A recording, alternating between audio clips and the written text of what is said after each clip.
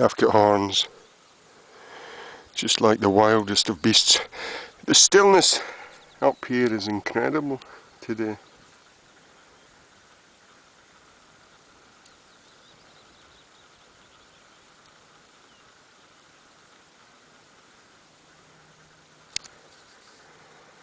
The brakes on being, there are no brakes. In fact, today is a break, excuse the play on words. May the 2nd, I think it's a holiday. All the cars were in this street this morning.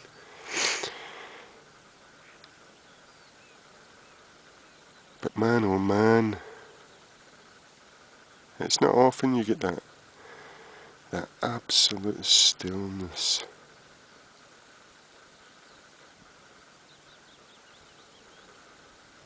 Just coming through Pollok Country Park. What a beautiful park. Again, spoiled by allowing cars into it.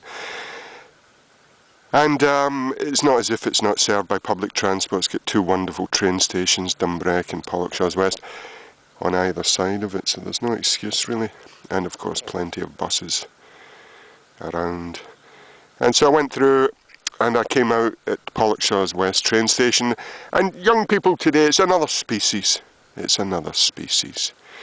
And once upon a time, if you looked like young people look today, you were deemed, simple. There's the local simpleton, with his transistor radio up at his ear, mumbling to himself, dressed like a clown.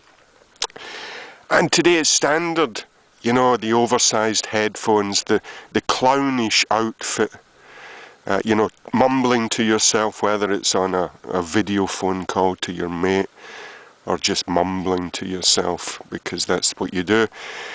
And so now it's actually standard practice, And then you've got the Barbie doll, which of course is some sort of object security blanket, pacifier, like the smartphone or a dog, or some sort of object that you can control, and which empowers you in a way that you have lost. You have been disempowered by society's aberrant ways. And so this is what happens when you're selected for stupidity. And that's what's happened with progress and capitalism. It's a great big farm. And of course the farmer doesn't want, the farmer being the corporate master, doesn't want his animals being clever. And so what they do is they breed you for stupidity, so that you're perfectly happy and content behind the electric fence. And you become a tourist effectively in your own body, because you've been added to by external objects that are not your body.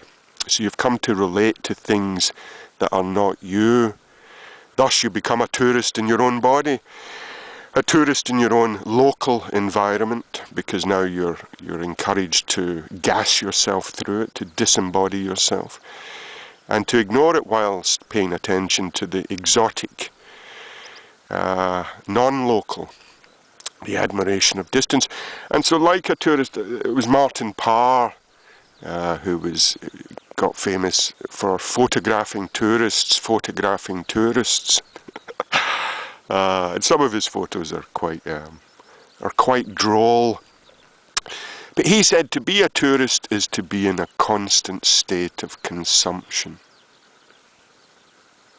And there you go. This is what the corporate master wants.